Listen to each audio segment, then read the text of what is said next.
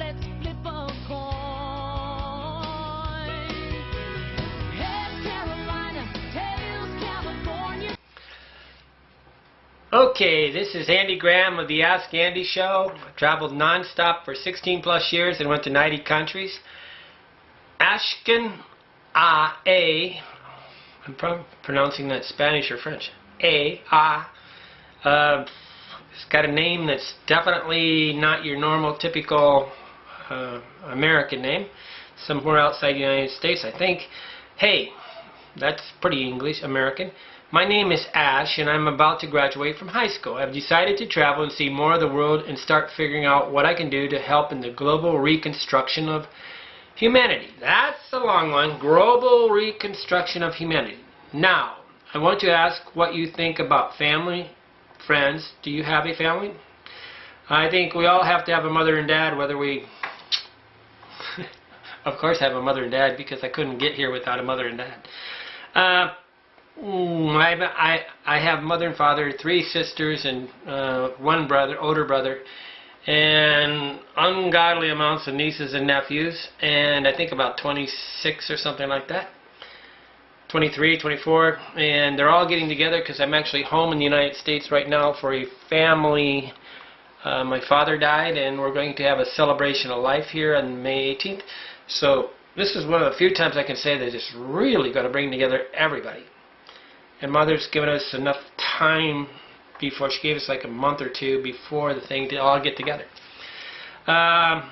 Very good family, Christian family from America, Midwest type of values. Orland, Indiana's got 400 people, so you can see the whole city's town's going to come out. I have always been intrigued by people who travel for years, since they have been given up. This is a very small minority. Anybody that does more than 1 year travel is in, maybe 1 in 10,000. The persons that do more than 5 years is like 1 in, I don't know, maybe 1 million, maybe more, probably more. And the people that do more than 10, oh, you're talking 1 in, I don't know, 30 million people, no, 100 million people.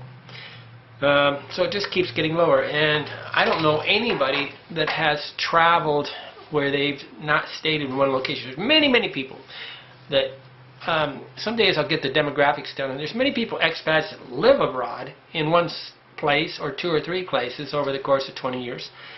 But there's very few people that actually continuously move, mainly because it's so stressful. You get a sense of connection with people that don't. Since you have to give up that sense of deep connection with people that you get from staying in one place, and that is very insightful. Ashton, he's just graduating from high school, and he's right. When you travel like I do, what you do is give that deep connection with people that you get from staying in one place. What do you think about this? And do you plan on doing this for years on end until you pass? Yes, I do.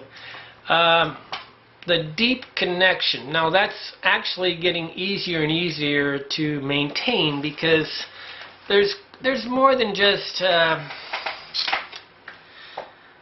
sharing the same room with somebody is great, and I really enjoy that with females. Okay, I enjoy sharing time and walking around and having a girlfriend. I really do that. Enjoy that. I'm not the best at getting married. I never got married, but I don't know why. But I have friends in many places where, if you see, I return to same places because I have a kind of a deep connection.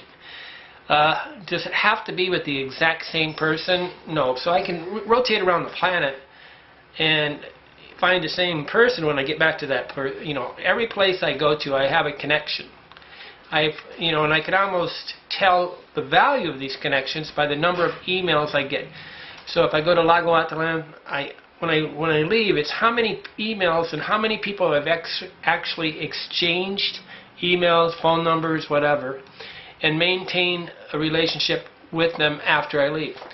Strangely, you think this is your best friend, but the minute you leave the proximity thing, majority of them are going to leave you. So this deep connection is not so deep, right? Because right now I can tell you that here in the United States, I only have about maybe 5 people that still maintain a once a month connection. Okay, I do have, this happy birthday thing, which may be 20 people. But that's not really very much of a connection, right? And then I have, with Skype, it's improved because it's 2 cents a minute to call somebody in America on a landline. So I can call up my friends and keep a connection open. And a lot of this is logistics. Most of it is, though, they think that I'm in old age. They think that I'm in Africa and there's no way to call me. And I say, pick up the frickin' phone. Call me. I constantly try to get my mother to call I programmed her phone, put in what I call my world number, and I say, call it. And but she still don't call it. She's only called it one time, I think. My sister's called it one time, but I've had friends that called it every day, 3 or 4 times a day, which are friends. Okay, and in America. A lot of the problem I have with American friends is they seem to be friends that want to say they're going to go travel, and it's sort of me. I'm like, say what you're going to do and do it. I really don't want to hear about dreams for longer than about a year, right? If you're not going and doing some travel, then let's stop talking about travel and just be friends. But most of them are always giving us, they're just like me and they're going to go travel. And this is really, really painful because it's so dysfunctional. It's like I'm supposed to overlook, willful blindness all the time, overlook that they're not going to travel. So I've gotten so I avoid that kind of friends. I got a good friend in India that's from America, and we talk all the time. He came up missing for the last 2 months, and he finally came back. I don't know where. He refuses to tell me where he's at, but I got his cell phone number. And now I know how to call him directly in India, and eventually I'm going to bleed out of him his address. And you really got to get your address, and if you really, really like somebody, get their mother's phone number so you can call them and keep reconnecting. One great thing about Facebook is it has reconnected me with people that were so far away on the levels of contact that I didn't know how to find them again, and now I've some really good friends I've recontacted. I'm a little concerned about your idea of global reconstruction of humanity. Okay, the world does what it does, and we really can't change the world. The only thing we can do is change ourselves. And if I change myself and I become a great example, maybe somebody copies me. The funny part is the people that copy me are seldom the people within my thing. In the Bible they talk about it basically, wash your feet as you leave the house because nobody in your home, village, or town is going to ever pay attention to you. It's always indirect, and a direct trying to change somebody is very seldom going to work. I always try to do the 2-tier level of change on people. I try to get somebody, I try to create a sphere of influence around that person that gives them a suggestion that this might just apply to them. To actually tell them is to, bring out the terrible twos where they're going to say no. And then it's going to take longer and longer. So indirect changing the planet is better.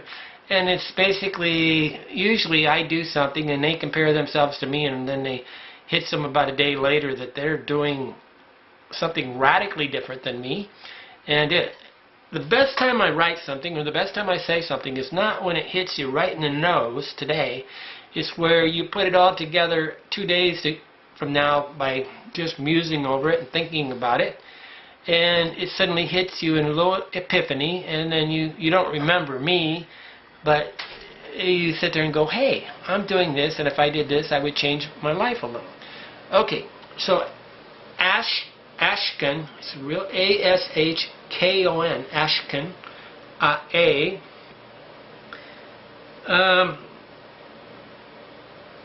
make sure we change ourselves first. Make sure we're the best ambassador possible for anybody to watch. And when somebody's watching you, and I had an Argentina girlfriend one time, and she was dancing really, really sexy in this music, and I said to her, would you want your daughter to dance like that? And that infant instantly gave her a thing, which if you saw your daughter dancing like that, do it. So sometimes I look at a person and say, would I want that person to be my son? Would I want that person to be my daughter? But then I have to sort of put the mirror in my face and say, would I want to be my own son, right? I look at everything from the point of view of my mother and father, and I say, what would my mother and father want? My mother told me I had a potty mouth the other day, and I was a little bit upset in the fact that she said I had a potty mouth and that my father would do it. But guess what? I'm not my father, and I never will be. I want to be somewhat like him, but I don't want to be him. And all the value systems that we have come from family, and in some sense that's where the divorces is causing a problem. There is no successes, right? It's hard to call your father and mother a success when they just got divorced, right? But I went out and seen one of my mentors, Buster Spade. That's not true. He's dead. I saw his sons and his grandson, and I stopped in at Buster. I actually gave his Alan and Eric a book yesterday, and said, you know, I want you to realize you're like family, because these were mentors. These are people I respect, and they're doing totally different lives. I mean, they're farm boys, and Alan's, I mean, they're just stand-up guys, right? You just want them at your back. So who's got your back, and are they somebody respectable? But yes, Ashton, go out and travel the planet. Try to figure out how to make the life of more than two people change, and you are changing the world. If you want to really change the world, I guess go into politics. Okay, Andy Graham, thank you. Very good question. Good luck in your future at Ashkon. And you really are pretty base. The way you wrote the thing was pretty down to earth. It's a little bit big on the idea of changing the world, reconstructing the world. Okay, but dreams come true. We can